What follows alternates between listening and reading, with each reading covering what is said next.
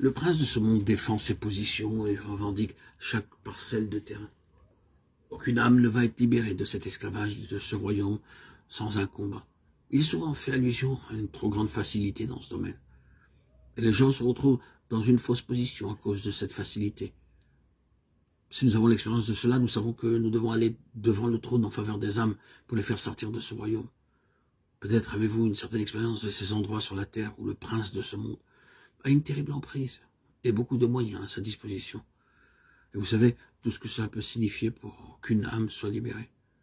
La souffrance, le travail, l'angoisse, le coût pour obtenir qu'une âme sorte d'une nation pour son nom. Cela nécessite l'intervention du trône, de ce puissant trône. Mais malgré toute l'opposition, il le fait. Il est vrai qu'il y a quelque chose qui ressemble à Pharaon et à l'Égypte, et parfois bien plus grand, et qui s'oppose à cela. Mais malgré tout, il le fait. La seconde chose qu'il fait, c'est de constituer la vie de ce peuple par des principes divins. Nous aimerions qu'il ait plus de latitude et plus de liberté pour le faire. Mais il le fait. C'est-à-dire qu'il inculque une vie et des lois célestes dans ce peuple. Et de nouveau, l'illustration dans l'Ancien Testament, c'est Israël au Sinaï et dans le désert. Là, les lois divines leur furent données pour qu'ils soient constitués selon des principes divins. Ils furent testés et éprouvés selon les lois du ciel. Leur pain quotidien venait du ciel. Ils devaient vivre du ciel et vivre dans le ciel. Leur vie devait être une vie céleste. Rien d'autre ici-bas ne pouvait faire d'eux le peuple de Dieu. Ils devaient être constitués sur une base céleste. Et c'est ce que le Seigneur, exalté, cherche à faire avec son peuple.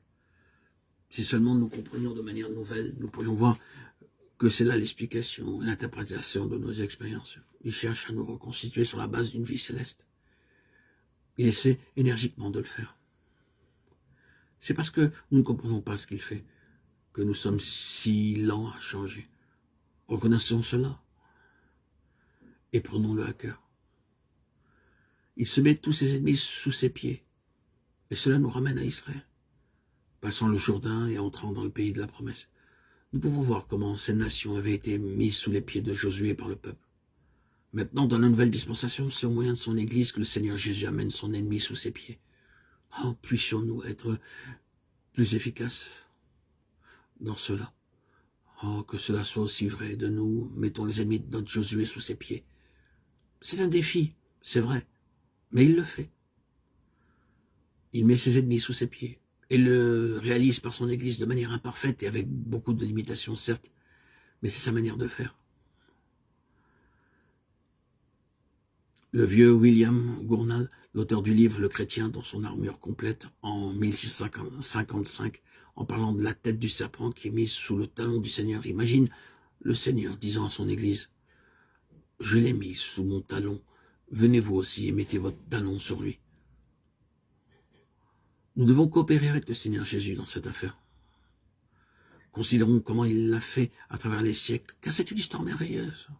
Il est vrai que son action se déroulant sur une très longue période peut sembler difficile à saisir, mais si nous pouvions réunir l'histoire de tout ce qu'il a fait à travers les siècles, quelle histoire céleste ce serait. Israël s'est vanté d'avoir œuvré contre lui et sa seigneurie. Et où est Israël aujourd'hui? Où est Israël? Est-ce que Israël peut relever la tête? Au cours de ces siècles passés, il a été incapable de se relever, impotent, paralysé à cause de son opposition au trône du Christ exalté. Rome est entré dans cette bataille pour faire la même chose. Et César, avec tout son pouvoir et ses ressources, était déterminé à détruire ce nom et cette puissance. Où est César aujourd'hui? Où est Rome? Où est toute sa grande puissance? Qu'en est-il de César? Ils sont tombés dans la honte, dans la poussière, sans plus pouvoir se relever. Nous pourrions encore en rajouter. Il y a de nombreux exemples dans l'histoire du monde. Et dans notre propre vie, certains parmi nous, nous avons vu des hommes qui ont déclaré qu'ils posséderaient le monde pour territoire, et le ciel a dit, c'est réservé pour un seul. Un seul. Et qu'est-il arrivé? Homme après homme, tous ont terminé leur carrière dans l'ignominie, et pire que cela, pour certains, car ils ont convoité la place du Fils de Dieu, le trône. Et il en sera de même avec tous ceux qui suivront. c'est réservé pour lui. Il doit régner jusqu'à ce qu'il ait mis tous ses ennemis sous ses pieds. Et il le fera. Il le fera. Comment Ézéchiel a-t-il dit cela? Au cœur de ses prophéties, au centre même du livre, avec Israël en captivité lui-même, malgré le pouvoir de Babylone et tous ses pouvoirs mondiaux, mais saisissant et cherchant cette place de l'absolue suprématie, Dieu s'écrit par Ézéchiel: j'en ferai une ruine, une ruine, une ruine, jusqu'à ce que vienne celui auquel appartient le juste jugement, dont le droit est de porter la couronne. Et je lui donnerai, je le lui donnerai. Ézéchiel 21-27. Rappelons-nous, frères et sœurs bien-aimés en Christ, qu'il régnera. Et il doit régner jusqu'à ce qu'il ait mis tous ses ennemis sous ses pieds.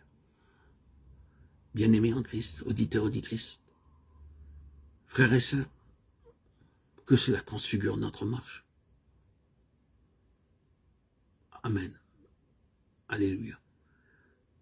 Gloire à Dieu, gloire des cieux et paix sur la terre aux hommes qu'il aime, à toi, Seigneur, tout honneur et toute gloire pour les siècles des siècles.